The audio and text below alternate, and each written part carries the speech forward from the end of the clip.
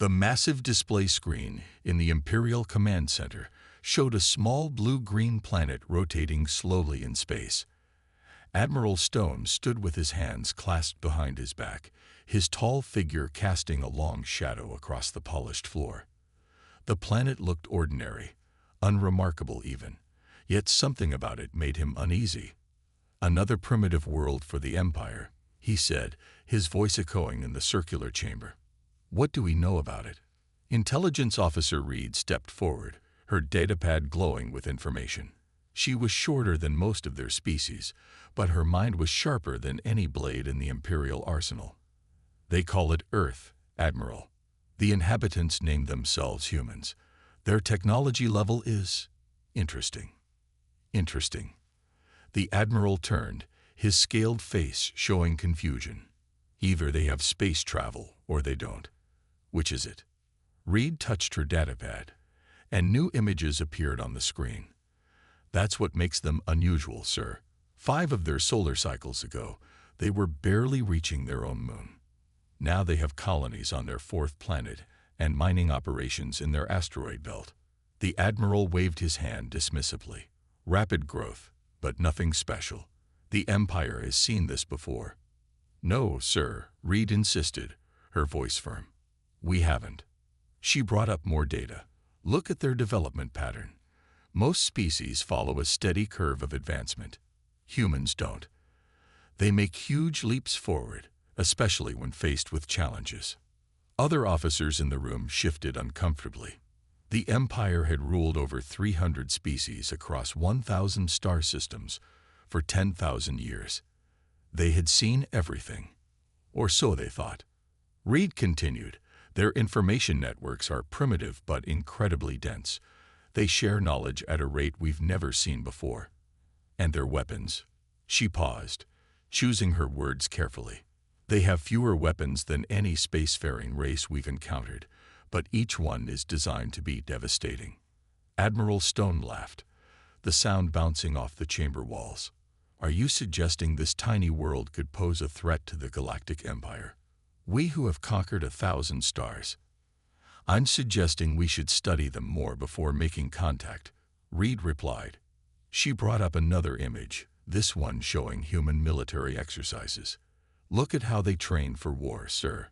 They don't just practice winning. They practice losing. They create scenarios where they're outnumbered, outgunned, and trapped. Then they figure out how to survive." The Admiral walked closer to the screen, his eyes narrowing. "Interesting practice, but ultimately pointless. Our ships outnumber theirs 1,000 to 1. Our technology is centuries ahead of their primitive tools." Reed tried one last time. "Sir, there's something else. In every simulation we've run, there's one factor we can't predict: their response to first contact. Every other species we've encountered either welcomed us as gods or surrendered immediately when they saw our power. The humans," she shook her head, "the humans have thousands of stories about fighting against overwhelming odds. They don't just imagine victory. They expect it." "Enough." Admiral Stone's voice boomed through the chamber. "Your concern is noted, Officer Reed, but the Empire's path is clear. We will proceed with standard protocol. Send the diplomatic fleet. If they submit, they become a vassal state. If they resist," his lips curved into a cold smile, "well, we all know what happens then." Reed watched as the Admiral issued his orders. The diplomatic fleet would depart within days, carrying the Empire's message: submit or face destruction. As she looked at the blue-green planet spinning slowly on the screen, she couldn't shake the feeling that they were making a terrible mistake. In her quarters that night, Reed added one final note to her report: "The Empire measures power in ships, weapons, and territory. The humans measure it in determination, innovation, and will. We believe we are going to fight their weapons. I fear we are going to fight their spirit. And that is a battle the Empire has never faced before." The diplomatic fleet launched the next day, its ships gleaming in the light of alien suns as they headed toward Earth. They carried with them the weight of 1,000 conquered worlds and the absolute certainty of their own invincibility. They had no way of knowing they were about to wake a sleeping giant, one that didn't know how to stay down when knocked down. The warning signs were there. The Empire just chose not to see them. The Imperial diplomatic fleet emerged from hyperspace at the edge of Earth's solar system. Their massive ships, each the size of a small city, cast long shadows across the stars. Commander Wells of the Earth Defense Force watched them appear on his monitor, his face illuminated by the soft blue glow of the screen. 7 ships, he reported to the United Earth Council through his secure channel. Biggest ones we've ever seen. His voice remained steady, but his fingers tightened on his chair's armrest. The lead Imperial ship transmitted its message across all frequencies. People of Earth, we come representing the Galactic Empire, rulers of 1,000 star systems. We offer you the opportunity to join our great civilization as a protectorate species. Wells smiled grimly. 20 years in military intelligence had taught him to read between the lines. They're not asking, he told the council. This is a demand wrapped in diplomatic words. The council chambers on Earth fell silent. Humanity had prepared for this moment ever since they first reached Mars. Hidden bases, secret weapons, and emergency protocols, all waiting for the day aliens would arrive. Not everyone had believed that day would come, but the ones who did had planned well. The Imperial fleet's commander, a decorated veteran named Vor, stood proudly on his bridge. Observe their primitive stations, he told his crew. Their technology is barely past their first space age. He activated the ship's external speakers again. To demonstrate our benevolence, you have 1 Earth day to consider our offer. Wells watched as the Imperial ships positioned themselves in a standard formation. Standard for them, but revealing to humans who had spent decades studying potential space combat scenarios. Their ships were powerful but relied heavily on their energy shields. They didn't maneuver like vessels worried about physical impacts. Interesting, Wells muttered, making notes. They think their shields make them invulnerable. They're not wrong. Against the weapons they know about. The day passed tensely. Earth made no official response, but there was plenty of activity. Satellites quietly changed positions. Ground bases went into silent running. The small lunar mining base, which appeared minimal and primitive to Imperial scans, continued its routine operations. As the deadline approached, Vor grew impatient. Perhaps, he announced to his bridge crew, we should give them a small demonstration of Imperial power. He targeted the lunar base, planning to destroy what looked like a simple mining operation. This will show them the futility of resistance. The Imperial ship's main weapon charged, its energy signature lighting up Earth's detection grid. Wells watched the power reading spike and smiled. Thank you, he whispered. You just confirmed everything we suspected about your weapon systems. The Imperial blast struck the lunar base, creating a massive explosion. Vor smiled in satisfaction, until his tactical officer's voice cracked with alarm. Sir, the explosion. It's all wrong. The base was.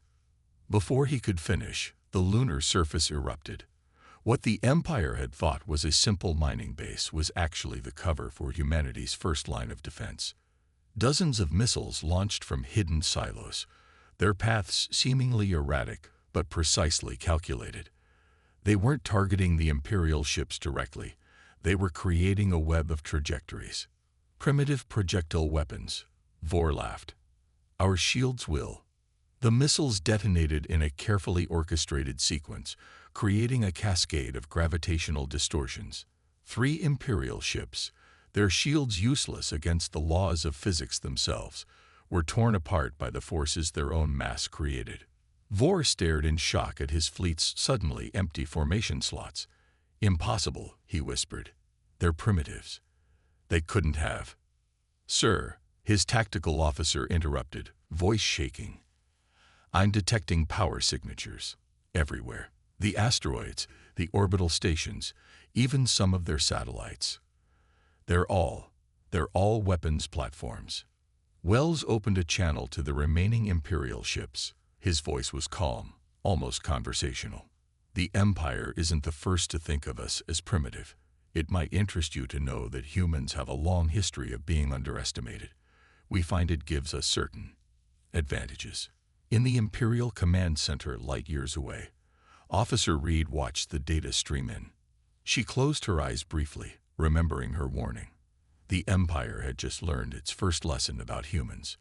They didn't fight like a primitive species because they weren't one.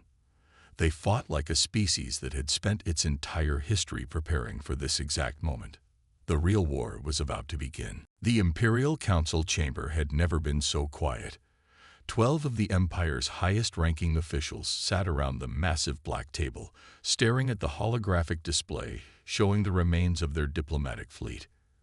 Admiral Stone stood before them, his proud posture now stiff with tension. How? The head counselor's voice cut through the silence. How did a primitive species destroy 3 of our most advanced ships? Intelligence Officer Reed stepped forward, her datapad displaying multiple analyses.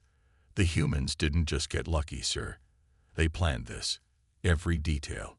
She touched the screen, showing recordings from the battle. Look at how their weapons work together. They didn't try to overpower our shields. They made our own technology work against us. Impossible, one of the counselors muttered. No species could advance so quickly. Reed played another recording. This is what makes humans different. We've found 3 traits we've never seen combined in any other species. She held up one finger. First, extreme adaptability. Humans don't just learn from their mistakes. They learn from everything. Success, failure, even their own imagined scenarios. The council watched as she displayed images of human training exercises, showing soldiers practicing in desert heat and Arctic cold, in space and underwater. Second, Reed continued, raising another finger.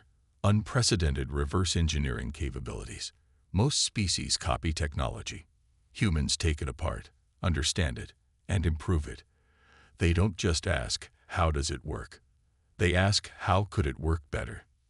Admiral Stone shifted uncomfortably. These are just technical abilities. We still outnumber them 1,000 to 1. That leads to the third trait, Reed said, raising a final finger. Their unique mix of cooperation and competition. Other species either work together perfectly or fight among themselves constantly. Humans do both. They compete with each other relentlessly, pushing themselves to improve. But the moment there's an external threat, she paused, letting the implications sink in. They unite with frightening efficiency. The head counselor leaned forward. You're suggesting these humans are a genuine threat to the Empire. I'm suggesting they might be the biggest threat we've ever faced. Reed played one final recording, a transmission intercepted from Earth's military command. In it, human engineers were already studying debris from the destroyed Imperial ships. Their discussions weren't about copying the technology. They were talking about making it better. We have 2 choices, Reed concluded. Retreat now or commit to full invasion. But understand this. If we choose war, we need to win quickly. Every day we fight them, they learn. Every ship we lose teaches them more about our technology. Every tactic we use gives them new ideas. The council chamber erupted in debate. Some demanded immediate, overwhelming force. Send every ship. Crush the humans before they could adapt further. Others argued for retreat, suggesting they seal off Earth's solar system and pretend they'd never found it. Admiral Stone's voice rose above the others. We are the Galactic Empire. We have ruled for 10,000 years. We will not run from primitives who got lucky once. The head counselor raised a hand for silence. Pride is a luxury we cannot afford, but neither can we show weakness. If we retreat now, other species might question our power. He stood, his decision made. We will launch a full invasion, not just to conquer Earth, but to make an example of them. As the council session ended, Reed stayed behind, adding to her report. She wrote, "The Empire sees 3 choices: victory, defeat, or retreat. But humans, they see everything as a learning opportunity. In their entertainment, they tell stories about heroes facing impossible odds. In their history, they celebrate victories that seemed impossible. And now, she looked at the battle recordings again. Now they know they can hurt us. The Empire thinks superior numbers will guarantee victory. They don't understand. We're not just fighting humans. We're fighting every dream of victory against impossible odds that humans have ever had. The Empire had made its choice. War was coming. But as their invasion fleet prepared to launch, none of them realized that humans weren't just ready to fight. They were ready to change the very nature of warfare itself. The Imperial invasion fleet dropped out of hyperspace in perfect formation, 500 warships arranged in the Empire's standard attack pattern. It was a sight that had brought hundreds of civilizations to their knees. General Marcus of Earth's combined space force watched them arrive on his command screen and smiled. "Right on schedule," he said to his bridge crew, "and exactly where we thought they'd appear." He opened a channel to all Earth forces. "Remember your training. Let them think they're winning." At first, the Imperial ships launched their first wave of attacks exactly as their military doctrine demanded. Their energy weapons lit up space, targeting Earth's visible defenses. General Marcus watched as orbital stations exploded, satellite networks went dark, and defensive platforms were vaporized. On his flagship, Admiral Stone allowed himself a satisfied smile.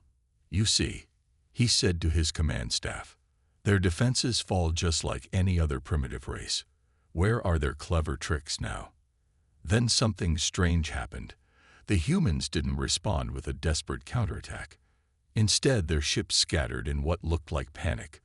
The Imperial fleet pursued, breaking their perfect formation to chase down the fleeing vessels.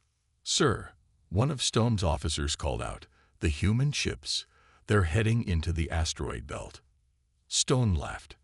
"Let them hide. Our sensors can track them anywhere." But the humans weren't hiding. As the Imperial ships moved into the asteroid belt, following their prey, the trap was sprung. Hundreds of asteroids, which had been slowly and carefully moved into position over the previous weeks, began to move. Small thruster packs, barely detectable against the rock's natural minerals, activated in sequence. "Sir," the panic in the officer's voice was clear now. "The asteroids, they're all moving. It's not natural." Before Stone could respond, space itself seemed to erupt. The humans hadn't just weaponized a few asteroids. They turned the entire belt into a weapon. Massive rocks slammed into Imperial ships whose shields, designed to stop energy weapons, proved far less effective against pure kinetic force. But that wasn't the worst of it. The human ships emerged from their hiding places, but they weren't fighting like a proper military force. Each ship seemed to be fighting its own private war, using tactics that went against every principle of Imperial naval combat. "They're not following any pattern," Stone's tactical officer shouted in frustration. "Each ship fights differently. We can't predict their movements." On his command ship, safely hidden behind Jupiter's largest moon, General Marcus watched the chaos unfold. "Exactly," he whispered. "That's exactly the point. The Empire's rigid military doctrine, perfected over thousands of years, was falling apart against human unpredictability. Some human ships used the gravity of nearby asteroids to perform impossible maneuvers. Others deliberately shut down their power to drift silently before ambushing Imperial vessels. A few even sacrificed themselves in suicide runs that took out multiple enemy ships. This isn't warfare." Stone raged as another formation broke apart under human assault. "This is madness." But it wasn't madness. It was human innovation at its finest. When one human tactic worked, others would quickly adapt and improve it. When an Imperial ship found a defense against one strategy, humans would immediately switch to another. The battle raged for hours. The Empire still had superior numbers and technology, but they were fighting an enemy that refused to follow the rules of engagement. Every Imperial victory was costly, while every defeat taught the humans more about their enemies. In her office light years away, Intelligence Officer Reed watched the battle reports flood in. She pulled up her original analysis of human warfare and added a new note. The Empire's greatest weakness might be its greatest strength.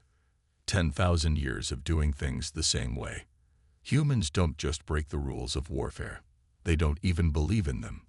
To humans, the only rule of war is survival, and they'll do anything to ensure it. The battle for Earth's solar system had begun. But it wasn't going to be the quick, decisive victory the Empire had expected. It was going to be a lesson in why humans were the most dangerous species they had ever encountered, because humans didn't fight to follow a doctrine. They fought to win, no matter what it took. Dr. Thompson stood in Earth's primary research center, surrounded by holographic displays showing pieces of salvaged Imperial technology. 3 months had passed since the first major battle, and the room buzzed with activity as scientists and engineers worked around the clock. "Look at this," she said to General Marcus, pointing to a recovered Imperial shield generator. "Their power distribution is amazing, but they never thought to combine it with kinetic barriers." Her eyes sparkled with excitement. "We've already built a prototype that does both." The general nodded, remembering how many ships they'd lost learning the weaknesses of Imperial shields. "How long until we can put it into production?" "That's the interesting part," Thompson replied, bringing up more displays. "We're not just copying their technology. We're improving it. The Empire's been using the same designs for centuries. They stopped innovating. But us," she grinned, "we're just getting started." Across the solar system, humans were demonstrating a capability that terrified the Empire. They weren't just learning to use Imperial technology. They were making it better. Captured weapons were taken apart, studied, and reassembled with human modifications. Shield generators were combined with Earth's own defensive systems to create hybrid protections that the Empire had never imagined. Admiral Stone stood before the Imperial Council again, his position now far less secure than before. "They're using our own weapons against us." His voice echoed with disbelief. "The savages are somehow building their own versions of Imperial technology." Intelligence Officer Reed stepped forward, her expression grim. "It's worse than that, sir." She activated the main display, showing battle footage. "Look at these readings. Their versions of our technology are already showing improvements we never considered. They're not just copying, they're innovating." The Council watched in growing horror as human ships appeared on screen. The vessels were ugly by Imperial standards, a mix of Earth and Imperial technology combined in ways that should never have worked. But they did work. They worked better than anyone had expected. "This is impossible," one Council member protested. "No species can advance this quickly." "Humans can," Reed replied quietly. "And we gave them the perfect motivation to do so." She brought up more data. "Every Imperial ship we lose becomes a treasure trove of technology for them. Every battle teaches them more about our capabilities, and they're sharing everything they learn." The display showed networks of human research centers, all working together, sharing discoveries and improvements at an unprecedented rate. What one team learned was immediately passed to all others. Improvements were tested, refined, and implemented within days instead of the years the Empire would have taken. Back on Earth, Dr. Thompson led General Marcus through a hangar filled with new hybrid fighters. "The Empire thinks technology has to be perfect to be used," she explained, patting one of the ships. "We know better. We know good enough today beats perfect tomorrow." The fighters were proof of that philosophy. They looked crude compared to Imperial ships, but they incorporated features the Empire had never considered. Kinetic weapons mounted alongside energy beams, shields that could switch between absorbing energy or deflecting physical impacts, communication systems that used old-fashioned radio as backup for advanced quantum networks. In her quarters that night, Reed added to her ongoing report. "The Empire's greatest mistake wasn't underestimating human military capability. It was giving humans access to advanced technology. We assumed they would be overwhelmed, unable to understand or reproduce it. Instead, they treat every piece of Imperial technology like a puzzle to be solved and improved upon. She watched the latest battle footage, showing human ships using modified Imperial weapons in ways their original designers had never intended. The Empire has spent 10,000 years perfecting its technology. The humans have spent 3 months revolutionizing it. We thought we were fighting a primitive species that we needed to keep away from advanced technology. Instead, we handed them the tools they needed to surpass us. The storm wasn't just rising anymore. It was about to break. And the Empire was starting to realize they weren't just fighting human soldiers. They were fighting human innovation itself. It was a battle they had never been prepared to face. The Imperial War Room was dark except for the glow of battle statistics floating in the air. Admiral Stone stood alone, watching the numbers that spelled out the Empire's growing disaster. 6 months into the war, and nothing made sense anymore. "Sir," a voice called from the doorway. "The Council requests your presence."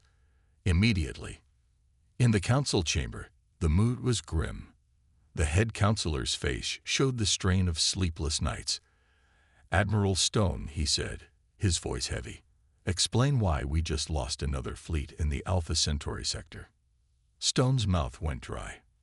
"The humans, they're not following any normal patterns of defeat. When we destroy their ships, they don't retreat. He struggled to find the words. They get angry. They fight harder." Intelligence Officer Reed stepped out of the shadows, her datapad glowing with new analysis. "That's exactly what makes them different," she said. "Most species, when faced with superior force, either surrender or run. Humans do something else entirely." She projected a series of battles into the air above the council table. "Watch," she commanded. The display showed human forces taking heavy losses in their first encounters. But in each subsequent battle, they used new tactics, new weapons, new strategies. They don't just learn from defeat, they transform because of it. The council watched in silence as the pattern repeated across dozens of battles. The humans lost more ships, more resources, more lives than any species should be able to bear. But they kept coming back stronger. "It's not just their technology that's evolving," Reed continued. "Their entire approach to warfare is changing. They're adapting faster than we can develop countermeasures." One of the council members slammed his fist on the table. "Then we'll send more ships. Crush them with overwhelming force." Reed shook her head. "That's exactly what they expect us to do. Look at this." She showed a recent battle where a massive Imperial fleet cornered a small group of human ships.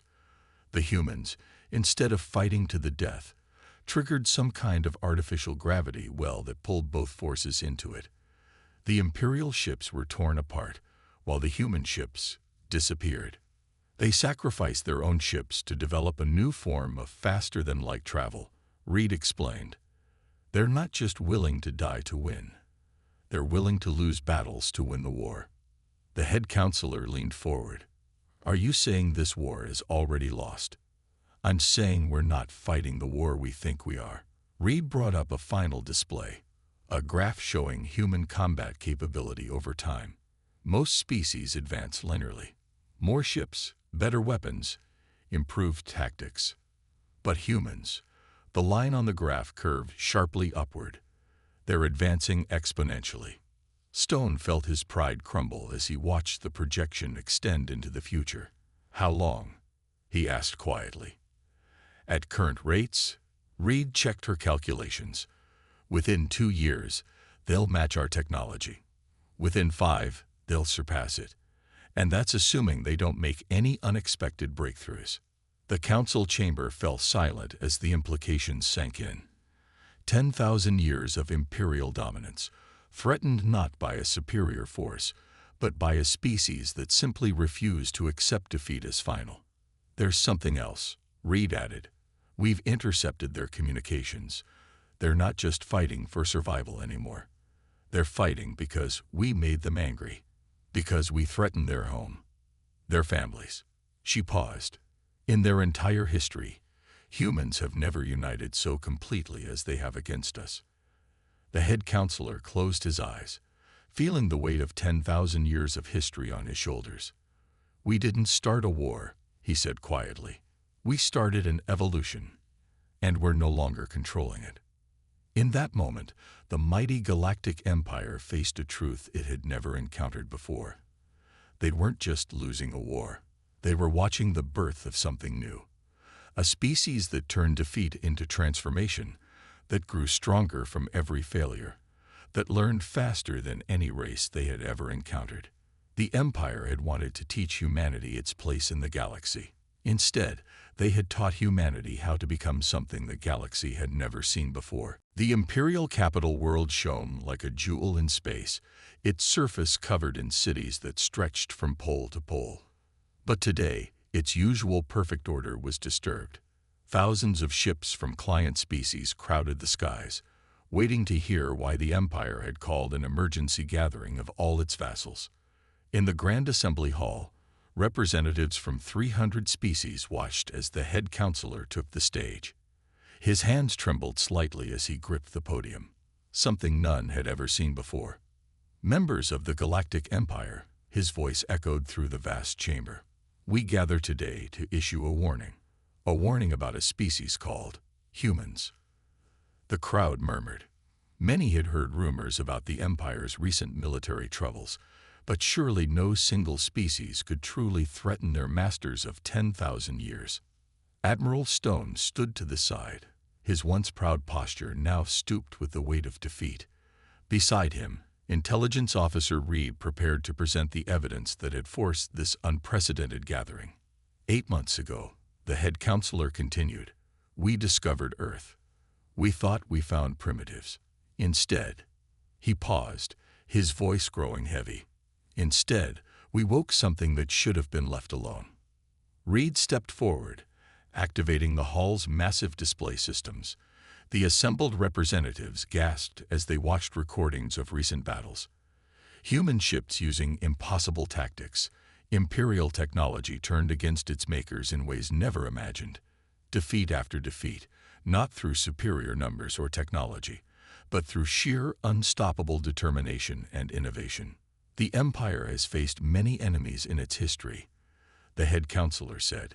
"But humans are different. They don't fight like we do. They don't think like we do. They don't lose like we do." The display showed a human ship, heavily damaged, ramming an Imperial cruiser rather than surrendering. Another showed a small human squad reprogramming an Imperial defense system in the middle of battle. Each image, each recording, showed humans doing the impossible simply because no one had told them it was impossible. "This gathering has one purpose," the head counselor announced, "to issue a single warning to all species in the galaxy. If you value survival, do not engage the humans in warfare." Shocked whispers filled the hall. Never had the Empire admitted that any species should be feared. "We are establishing a permanent quarantine zone around Earth's sector of space," he continued, "not to protect the galaxy from humans, but to protect you from your own pride, from making our mistake." Reed stepped forward again, her voice clear and firm. "The Empire's scientists calculate that within 5 years, human technology will match our own. Within 10, they will surpass us. But that's not why we're retreating." She showed one final recording, a human child playing with a toy spacecraft, making it dodge and weave in ways Imperial ships never considered flying.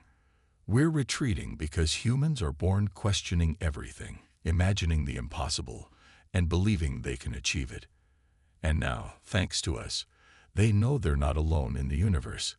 They know there's more technology to discover, more innovations to make, more boundaries to break." The head counselor raised his hands for silence. "Let the archives record this day. Let them record our warning. Humanity doesn't just fight wars, they master them. Every defeat makes them stronger. Every setback makes them more determined. Every challenge makes them more innovative." He looked out over the stunned assembly. "The species that strikes first against humanity strikes only once, because after that first strike, humans will never stop until they've won. Not just the battle, but the war. Not just the war, but the future." As the representatives filed out of the hall, Reed made her final entry in the Imperial archives. We thought we were gods among the stars, teaching lesser species their place. Instead, we became humanity's teachers, showing them what was possible. And they proved to be better students than we ever imagined. The galaxy will never be the same.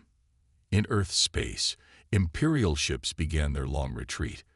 Behind them, humanity looked to the stars with new eyes and new purpose. The Empire had wanted to make humans bow. Instead, they had taught them to soar. The age of the Empire was ending. The age of humanity was just beginning.